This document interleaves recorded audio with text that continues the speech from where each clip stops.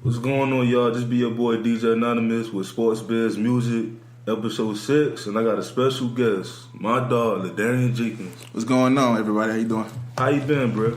Man, I've been good. Been grinding.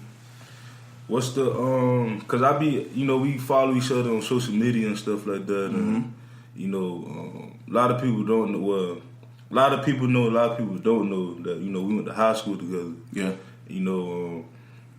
Back in high school, we was all, shout out to Marvin, shout out to Glenn, shout out to all them boys. My big brothers. We used to always sit down and talk about, like, our dreams and stuff like that. Yeah.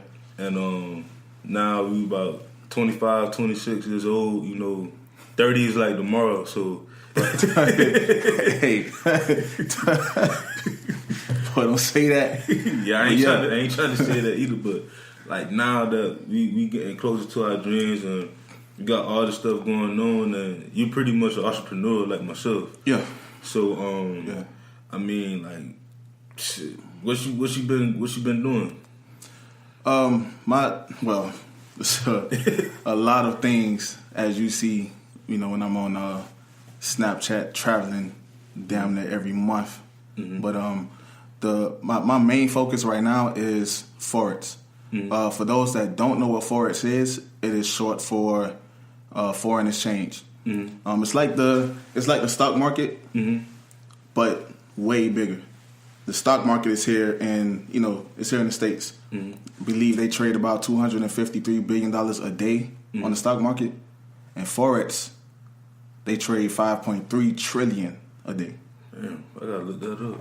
Yeah, man, it's very, very lucrative. It's what make it so, compared to the stock market, what make it so great is it's such a liquid market. Mm-hmm. Like, you can put your money in today, you can make a profit today and pull your money out today. Mm-hmm. You know what I mean? So it's the earning potential is man, like there's no ceiling, like there's nothing that you can't make. Like, mm-hmm. once you if you learn the craft, if you get the craft down pat, you'll definitely be able to earn a lot of money doing Forex. Mm-hmm. That's just one of many that I'm into. How did you get into it? How did you discover it? I heard about Forex in high school. Mm-hmm. I heard about it in high school. I have an older cousin. He's in his 40s, mm-hmm. but he and I always connected. Well, I have a lot of older cousins. Like, my family is like huge. Yeah. 1,000 plus, and this is like the main people that we know. Mm-hmm. It's not including the people like we the immediate family. Yeah. So with my older cousins, mm-hmm. I've always made a connection with them mm-hmm. because they used to always hear about my dreams and things I wanted to do. Yeah. One of my cousins approached me and told me about Forex when I was younger, because mm-hmm. I was trying to look into stocks. Mm-hmm. For my birthdays, all I wanted was stock. Mm-hmm. All I wanted was, from buying Nikes. Okay, I want a stock and Nike before I go buy the shoes. My cousin came and was like, "Hey, there's this thing called Forex. Mm-hmm. It's a very liquid market." Mm-hmm. And even then, I understood the terminology mm-hmm. of liquidity mm-hmm. and return on interest and things of that nature. Mm-hmm. So he was telling me about it, but I could never find anything regarding Forex. Like, I couldn't find anything on it, like nothing at all. So I believe I was like 16. Mm-hmm. Right now I'm 25. Yeah. This is my third year. I'm going on my third year mm-hmm. in Forex. Yeah. I just found out information about Forex 3 years ago. Dang. Yeah. And it just so happened to be by chance. Okay. Because I was working at this I was working at a call center, mm-hmm. and I couldn't understand why I was at the call center, because I had so much in my mind. I had so many things that I've wanted to do, so many things that I was doing, mm-hmm. and things got a little tight. Mm-hmm. So I'm like, damn, I really have to get a job. Like, I don't want to work for nobody. Yeah. I don't want to work for anybody. But I was there. That's the goal. Bro, tell me about it. Just to wake up, do anything that you won't have your own schedule. Just be like, you know what? I'm making money, checking my phone, but to go to like different meetings and stuff, and like to me, like I work with kids, So sorry to cut you off, because I'm going to let you finish, but I work with kids, and I love it. You know, like one day I want to have my own non-profit program, you know, for the kids, you know, for the communities, like, you know, not just for, you know, the unfortunate areas, you know, poverty, but also some of these kids in the suburbs too, because they still, you know, they may not have the crime rate, but they still get lost in the, you know, in the technology and things like that. So you want to encourage them to go outside. So, you know, that's another venture I want to do. Hopefully in the next year or two, you know, just come up with a plan. But absolutely, I like it. But yeah, man, as you were saying, continue. No, I was working at this call center. Mm-hmm. Me and one of my coworkers, who, you know, even though I don't work at the call center anymore, to this day, man, we still close.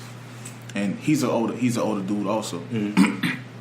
So I was talking to him about Forex, and we just sitting there talking. I'm like, yeah, man, I heard about this thing called Forex some years ago. Mm-hmm. And it stuck with me the whole time. Like all these years, I've been looking for Forex information, anything on Forex. Telling him about it, he was like, you know, one of his brothers, his brother-in-law, you know, was telling him about it. Yeah, and I was looking into it. The day after he came, he was like, hey, you know, Miss V do Forex.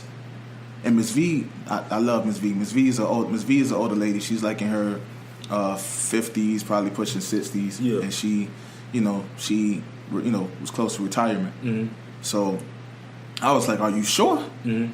Like, are you sure she's doing Forex? He was like, yeah, she's doing Forex. Yeah. So went to her, I'm like, hey, Miss V, you know about Forex? Mm-hmm. She was like, you know, she older Southern lady. Yeah, child. Well, you know, it's something. You know, I put my money in, and I just seen that my money was going up, and I'm like, what? I'm like, okay, who you know that put you on? Yeah, it had to be somebody that you know. Yeah. So she, you know, she linked me up with you know, her mentor, and you know, he was like, hey, you know, I have meetings on this day. You can come and meet up with me. Mm-hmm. And I'm not sure if you heard of Brexit. Brexit. What is That's when the UK was trying to get out of a deal with the European Union. Oh yeah, that was a couple years ago, wasn't it? Yeah, a couple years ago. So they passed that, right? I don't even remember. Because I remember when I found out, I was like, damn, like the world is changing. Like you have these countries that want to get out. You know, they want to be independent. You know, like we heard of it. Like, you know, me being Bahamian descent. Like, you know, there was once a British colony, and it became independent. But that was so long ago. Now you start seeing these countries, especially smaller countries, want to go independent. Yeah. And now we seeing it and like knowing the process. Yeah, I mean it's you know, it's very interesting. Mm-hmm. You know that we have countries that's fighting for independence. Yeah. It's just I'm not sure what type of independence they're fighting for. Mm-hmm. The independence that Africa and the Bahamas and Haiti, you know, those type of countries, the independence that they were fighting for. Mm-hmm. Well, I might as well say we, because it's you know what I'm saying, we all came from the same motherland. Yeah. The independence they were fighting for, or that we were fighting for, is different from what they're fighting for in the UK, I assume. Yeah. So I'm not really sure what, you know, why they want their independence, but I think the day after Brexit, the market crashed, like it dropped, like it dropped, and I met this dude named Marquis. This man made $18,000 from his phone in 45 minutes right in front of me. What, I said, what, from investments? From Forex. Forex? In my face. In my face. He showed me that it was a live account. He showed me that it was real. He showed when he put the money in and everything. I was like, hey, sign me up. I ain't got no questions. Just teach me how to do it. I'm good. Like, just teach me how to do it. I'm like, bro, you just made $18,000 in my face. From your phone. 18,000. 18,000. It's a lot. I can do 18,000 right now, boy. Man, who you telling? 18,000. And it's just, you know, now I'm sitting here thinking about it. February will make 3 years that I've been in Forex, and since then, like my mind and my perspective on a lot of things have changed because, you know, news affects the markets also. Yeah, it's mainly the banks that's pushing the market the way that it is, and you know, the transfer of goods from one country to the next that's moving the market. But now that I'm aware of what's going on in the news, I kind of have to be to make my income or to make sure I don't lose anything. It's like I know what's going on in other countries, and I understand what's going on in the government. Yeah. And because, you know, most of us, we don't care. It's like, okay, we hear news going on with the government, this and that. If you from where we from, you don't feel that effect at all. No, we don't. When there was a recession, we couldn't tell the difference. We couldn't tell the difference.